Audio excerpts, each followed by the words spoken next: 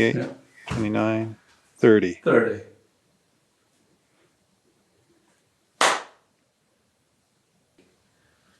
Well, good to see you, Chris. I'm sorry that we're in two different locations here, but so be it.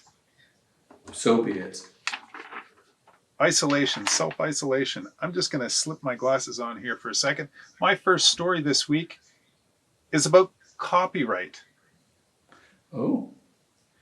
And the U.S. copyright fees are going up. Now, I don't know if you do copyright. I do. Register your stuff over in the United States, but I do. Not as much as I should be, but I do. Copyright fees are going to be going up about $10 American dollars or so for most of them. But it's still a deal. But it's still a great deal because you can register 750 images for $55. Why'd you have to do that, Rob? Well, your images are copyrighted, copywritten. As soon as you press the shutter, they're yours. Then, as soon as you publish them and you put them out there into space, you still hold the copyright. And depending on your client, if you write that into their usage, then they have a certain amount of usage on those images. Yeah. But if anyone is ever to break that copyright and use those images without your authorization, then you can take them to court over that. Yeah, of course. Now, if you take them to court, you'll get the damages in regards to what they gained, what the financial gain was for them from those images. But if you file them with the U.S. Copyright Department, and it just so happens that the company that you might be suing has an American office, that's who you're going to take to court. Then you can also get all your legal fees back, and you can get up to 3 times more damages in regards to that copyright breaking, only if they do that in the States, or is that? Yes. Apply? Yeah. Okay. But most companies now have offices in the United States. Yeah, no, I get you. And it's just another layer of you having your images copywritten. Yeah. This is good to know, Rob. This is stuff that I don't know about, to be honest with you. And it's so easy. I tell you, it is so easy. You just go on eGov, on the American eGov site, and you can just register them right online. You just upload small JPEGs, and it goes right off to the U.S. Copyright Office. Shut up. Yep, and it gets registered, and they send you back an email, with certifying that you've registered them or whatever, and that's it. How much for many images? 750 images for $55. Jesus, wow, that's nothing. Nope. It used to be as many as you could file. Shut up. Are you serious? Okay. Oh yeah. And then they cottoned on that might not be. Well, yeah. Then that was in the early days. Those were in the 2000s. Yeah. And then they started to catch on that they were getting flooded with images. But I usually just take out all my pics. Yeah. And I send them off just the pics. I don't worry about everything from the shoot, obviously. Okay. So you're just doing that. You're okay. But I know, but your pics aren't. Well, then you're only covered for the ones that you're sending, obviously. Yeah, but those are the ones that are only ever published. Okay. Whether I publish them or the client publishes them, those are the only ones that are ever seen. And have you had to intervene with people who have taken the piss? I haven't had to use the U.S. Copyright Service yet. Yeah. But I do use a copywriting usage service called Pixsy, Pixsy.com, Pixsy. And right now I have about 2,800 copyright infringements. Right, Rob, I'm going to be really good to you as a really good friend. I'm going to let you pay me by the hour two through those. Oh yeah, okay, good. So It's it's frustrating like you wouldn't believe. no, well, I'm here to help because what I think, in fairness, is that a good friend would do that. I'm sure 20, 25 pounds an hour. Let's go dollar. No, let's not go dollars. Let's go euros. Could imagine it's all falling to shit anyway. The most stable They're Canadian dollars. Canadian dollars. Actually, you know what? Let's go Bitcoin. There you go. Okay, I'll do the whole thing for half a Bitcoin, and we'll all be gainfully employed for at least another year. So, Rob, tell me this news. How many jobs have you got on in the next 60 days? Thanks to the virus, about 0. They were all pulled. You and the rest of the photographic world. It is absolutely, everything I'm reading online is just, I think that they say 170,000 people from the film industry unemployed. Yeah.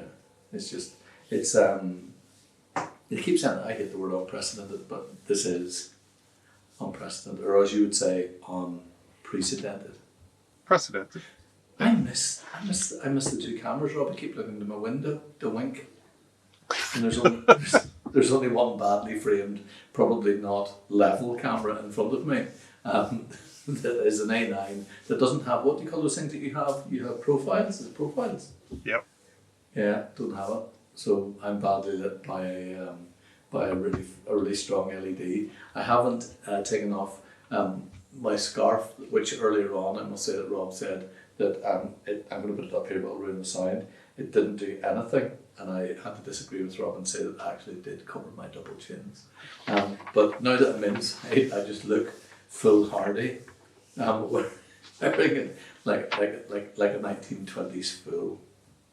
So what's your first story, Chris? Okay, first story. Here we go. Now, Rob, I know we've discussed me being wittier, me being funnier, but I think I'm not going to be madly funny this week. I'm going to say some funny stuff, but I'm going to start with. I just want to start with 1, 2, or 3. Pardon me, French. There, we bit of 2. burp. 2. 2. Beautiful. 2. Okay, so this is by Tom Seymour, who, if you haven't been listening to the last ones, you've heard I name drop Tom a lot because I love him. The stuff's incredible. He is a writer, and he has written an article called "A Virtual Tour of Houston FotoFest. Africa is Everywhere," in little brackets, because Tom can write and I can't. Our digital review of the festival explores photographic history and links to colonialism and resistance, surveyed by 33 global African artists. Wow. I'm not going to go into it. Just go on to just Google Tom Seymour and go into. I'll send you. Well, we'll upload the link. I'll send Rob. Not Tom Sizemore, but Tom Seymour. Yeah, Tom Seymour. Yeah. Tom Not Seymour. Sizemore. Who's Tom Sizemore? He's an actor. Is he? You can Google him later. Is he good? Is that? Oh, he's a great actor when he acts. Yeah. I don't want to say it. I don't want to say what it sounds like. But no, you're a rascal, Tom. Sorry, Rob. Tom, you right? Well, no, he's still. I keep saying every week I should just ring him and ask him this. Does he write for the BJP anymore? I don't know. He did write for the BJP. He was a digital content editor for them. He writes for Wallpaper, Guardian, Financial Times, all that stuff. He's cool. He's a super duper writer, but the stuff's always very it's very on point with regards to lots of different stuff. So there'll be a link to Africa is Everywhere, and I didn't go through everything because I like to peruse these things. I don't like to rush through them. But 33 global African artists, you can imagine, is probably the stuff I've looked at is Diverse. It's diverse. It's thought provoking. It's inspirational. It's all that stuff you want to, In fairness, what I know about African art, about colonialism, but I'm going to shift in very quickly, if you don't mind, into my third piece. Okay. Cool. Because it links directly into Tom's thing in a sense, and it's a guy called I think it was John Arthur. Now Liebenberg. I'm really bad at pronouncing this stuff, but there's a piece in a thing called The Conversation.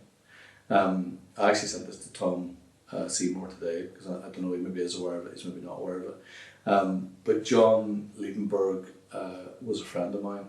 I had done work over in Namibia, as you maybe know, and in West Africa, in Angola. And I became friendly with John, and he was, God rest his soul, he died this month. Oh no! I found out, and I think this is nice, Rob. I meant to say this would be nice to, whenever somebody goes, it might be nice just to mention it. Maybe not go in depth on it, but just to mention it and let people go and have a kind of adventure. But John basically was a photographer who covered the War of Independence with Namibia and South Africa. But he originally had been in, if I'm right in saying this, now I've read pretty much everything to read about him in the last few while. But he was conscripted into the Southwest African Army, or the South African Army, and he fought. Was this like in the 80s or something? In the 70s, yeah. 70s, wow. Yeah, 70s, 80s. So at the time, obviously having any cameras was completely legal, but he had hidden his in the toilet block and was taken out and taking photographs. So the conversation is kind of takes you through about his national service, incredible photographs of, I'm looking at one now, and it's families of South African military conscripts picnic on the Canon River near the border of Angola in 1987. Yeah, you need to send me that link for sure. Man, it's I'll describe it briefly if I may. Those I don't know the name of them are, but those South African trucks that they had. Those kind of big pigs, big 4-wheel drive monsters. Like Unimogs, like Mercedes-Benz Unimogs or something. Yeah, they're big. They're just completely little death wagons. We have that sort of top right of the image.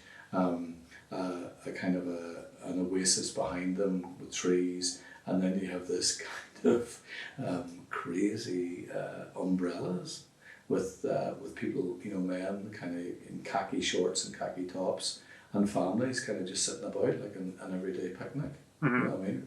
But John, it's an interesting article because John, we would have chats about, we had a chat there not so long ago, swapping some work. And I was just deadly excited because his stuff is just mind-blowingly fantastic. And I've seen it's always black and white. But he fell over, from what I can gather. I only learned this a week and a half, and it hit me. I was lying in the car, having a rest, and it came up and I seen that he was only 61. I seen that somebody had said he'd passed away, and I was like, my God. I think he fell over, hurt his leg. He had no medical cover and went to the hospital and didn't survive the operation, or did come out of the operation in a bad way. Wow. And basically died. And I think the family had been trying to gather some funds for him. But as far as I can gather, nobody really outside of South Africa really knows who he is. But his stuff is just sensational. It's really worth having a look at. I think it's. I'll read another. I'm looking at another photograph here. Now I know we're not trying to be serious, but dark days in Soyo, MPLA forces patrol oil and installations in Calabria after the recapture of UNITA, capital letters, in 1984. So there's a real breadth of work. You know what I mean? And it's amazing. It's really it's a book called Bush of Ghosts and everything else, but. We'll put a link on and you can have a look at it and have a read. There's tons of stuff, tons of photographs, but it was his kind of unending principled work, and he was always calling people out who were trying to screw over photographers for all sorts of reasons. Mm-hmm. So there you go. Like to hear cool. that. Yeah, I could. Yeah, and in a really lovely sense, he was a real gent. I know he's been photographed. Like his Facebook was always family stuff, but if you once you scratch that surface and realised who he was, you were just like. And there's one thing I'll just to give you a sense. The first photograph we come across is John Liebenberg in a ransacked hospital in Angola in 1993, sorry, and it's him lying in a gurney. Obviously a self-portrait. I imagine this kind of geez, the tiles look quite like mine on my floor in the house, randomly enough. It's this very clinical looking room with, overexposed window. It's brilliant. It's absolutely brilliant. So that was my link. Tom doing the articles on the Africa is everywhere, and then into conversations with John Liebenberg, masterful photographer of life and war in South Africa. Okay, so we'll put a link there. I won't say my first one. I'm going to let you go next because that would just make me greedy, wouldn't it? Plus, I haven't had a drink of my wine there for how many minutes? Do you know what I'm going to do, Rob? I'm going to stand up, okay, unprofessionally, and check the back of my camera because we all know that you are. Yeah, no, we've got about 9 minutes left here. Magic, you are the guy who knows what's going on camera wise. I'm winging it. I've got headphones on, a neck scarf, a neckerchief, some would say, and I'm looking red. Anyway, go ahead. So that's the reason we're apart. If anybody's wondering why we've got these things in our ears, we're actually talking to each other on the phone, and we're going to sync up all this video and audio back later in post. I love the way we say we are, Rob. I don't know how you do it. It must be magic Pixsy. But also I want to say that actually Rob will try and say it's around some virus. But really, last week, Rob was quite hurtful to me. And I said I wasn't going back into the studio until I apologised. Rob's stubborn and hasn't apologised as yet. The hell did I do? I can't even tell you. If you don't know Rob, there's no point me telling you twice. Oh, now my feelings are hurt. I imagine this could continue for weeks, Rob. At least 16, according to old Baggy Johnson. So I got a question for you. Yeah, go ahead. All right. Answer, but is it something technical? Are you going to affront me? It's a gear question. Oh, brilliant. Easy. So in the month of February, yes, in Japan, who was the leading seller? What camera manufacturer was the leading seller of mirrorless cameras? Jesus, well, you know what? So you got like companies like Fuji, Sony, Nikon, Canon. Olympus. Oh my God. How'd you guess that? I don't know, because I asked you what your questions were earlier on, so I can gauge and look smart, I suppose. I'm gonna stop for a second, right? And I'm gonna look at the camera and say something so you can cut it, so I look incredible. Rob, everyone leads me to say Sony or Fuji, but there's a nagging thing in my head that I think it's Olympus. Am I right? I'll use that one. Go mad with that. I don't know. It's so hard to believe. Olympus, of all the brands out there, even back in the film days, I remember, Olympus was such an esoteric brand. They always sold cameras because they were a smaller form factor than other 35 millimeter cameras. They were just slightly smaller. And that was their big selling point. You mean they were dainty? I don't know if they were dainty. I think they were still pretty robust. I mean, was it the OM1 and OM2 and stuff? If I could lift my camera without shaking it, I'd take you to my cupboard and you could see. I think there's an Olympus back here and this camera bag right here. There's an Olympus. Where am I looking? Just off to my left. Camera right. Yeah, there you go. Yeah. Anyways, so I'm going to head off into my third story and then I'll let you finish this all off. So Canon has just released a couple of more little features about the upcoming new Canon 6D replacement. Oh. Which is called the EOS R6. They just love the R's, don't they? Everybody's on the R's, yeah. Everybody's in the R. So this Canon camera is basically got pretty much all the same specs as a Sony A7III. Except that it's going to do 4K at 60 frames a second internally. if you do video. So that's pretty cool. That's cool. Yeah. As well, it's going to have a compact flash express, a CF Express card slot, and a UHS 2 SD slot. Geez, they're fitting a lot in. Is that a big bulky one or is it? Well, it'll be the same size as the other Canon mirrorless cameras, but I mean it's going to be priced. I don't know. I couldn't find anywhere where they said how much it's going to be, but it's got to be less than £2,000. I was going to say 1,007, something like that, 1,008. Yeah. It is the one thing I have to say that, do you know what? I can't say anything bad about the Sony. Apart from, I don't trust it. I always have to make sure it's attached to my hand somehow. Not that if you drop the Canon it wouldn't break, but I always felt there was a certain sturdiness in the bag that I don't have with the Sony. The flash mount, as we've talked about before, seems it could go. But anyway, I love it. Apart from that, love it. I'm not going to go into talking about my love affair with Sony anymore. So you got 5 minutes. What's your last thing? I have 5 minutes. Jesus, I don't need 5 minutes for this. This is going to be well, I can talk really slow. I can drag it out in a news at 10 type fashion. I trust you. I trust you. Okay, so I'm going to read from this. Okay, public sources building a collaborative. This is from the British Journal of Photography. Okay, you know how I like to fly in these things. Tom's wasn't, by the way. Tom's is a separate thing. Not two articles in the British Journal of Photography. They are linked.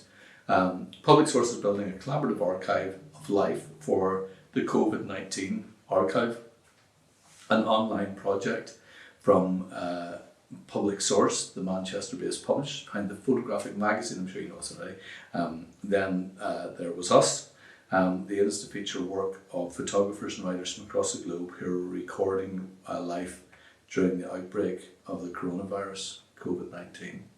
Okay. Now, I find that very interesting because, as you well know, Rob, I'm reaching behind me here. You can't see this. I'll make a rustling noise. Actually, I read my book today, and it really pissed me off. I am doing a piece of work. I'll hold up the camera, which is indeed related to the COVID-19, and it is your garden during wartime by C.H. Middleton, which C.H. Middleton was a writer and journalist. The gardens of England can do much. Now we take. Oh, what's that? Oh, you doing video? Yeah, I'm listening. Oh no, there's a video request from me. What did I do?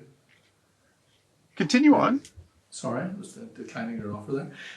The Gardens of England can do, now let's not use the word England, because that'll turn some people off, but the Gardens of wherever can do much to help the nation in its hour of need, says Mr. Middleton.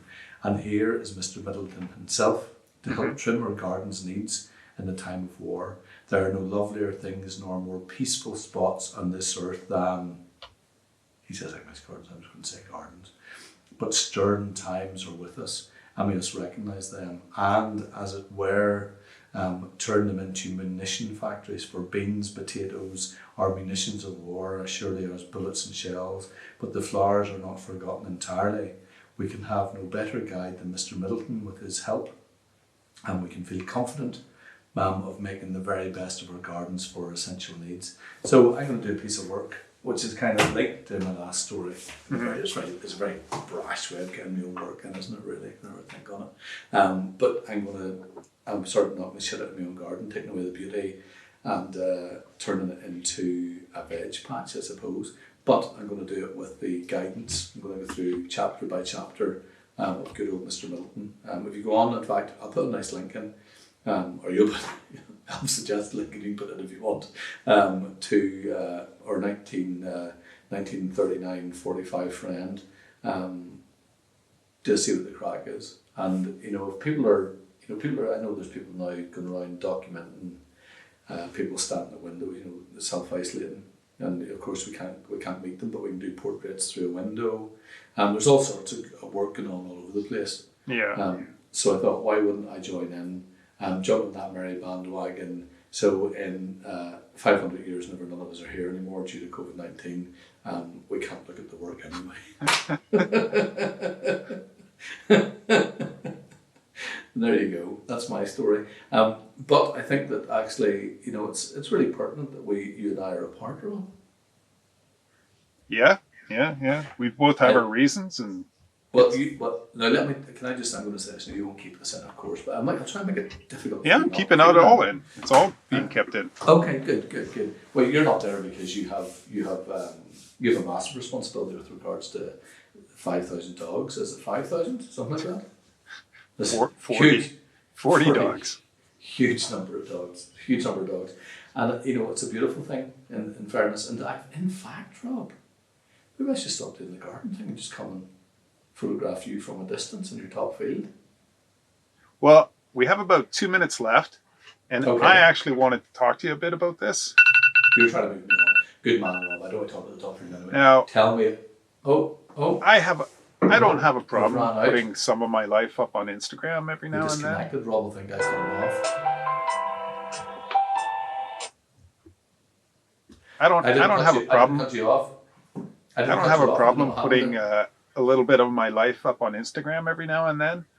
Good. But I can totally see documenting this virus thing and the whole outbreak from a perspective of a photographer of your own.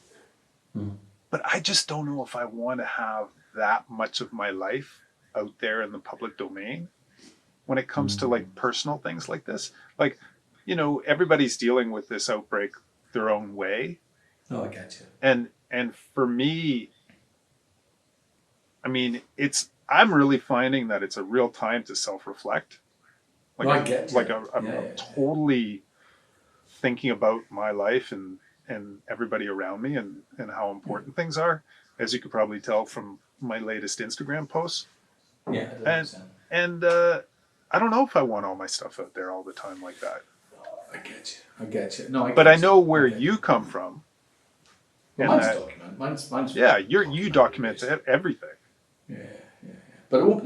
This will basically be a garden transforming from a I wouldn't say the most beautiful garden in the world, but from a practice, somewhere you sit in peace and serenity and listen to birds. Yeah. Do something like go out and dig out a potato and feed my family. You know what I mean? Because I think that it does. Mine is a war thing. I get what you're saying, but the other thing is, Rob, I'm much handsome. I'm more handsome than you. You know what I mean? And I get completely that you wouldn't want to put yourself out there, but you know, some of us are just blessed. Well, Chris, thank you so much for doing this today, this week. And I'm sorry to everybody out there that this is 2 days late. Is it 2 days late? Yeah, we usually do it on Thursday, so. No, I know, but it's because I begged you to do it, and you said the dogs. I'm busy. Yeah. You said the dogs are more. Now I'm going to quote you: the dogs are more important than the people out there. That's what he said, and I said, no, they're not. No, it's not, Rob. I did say that. The people that watch this are more. And the dogs are more important. Jesus, Rob, you've lost 5 followers. And I probably gained 50 more. You probably have. Lassie, the Labrador lover. Yes, I know. Thanks again, Chris. Yes, yep. Rob. And we'll see everybody next week. And now, that's a great idea, Rob. And I'm going to send this stuff to you. We'll talk about this off camera, will we? All right. We're going to press stop. Now, just stay with me. I'm pressing stop. I'm still recording, Rob. Do you want to count to 3 and press stop? 1. Yeah. 1, 2, 3. Jesus.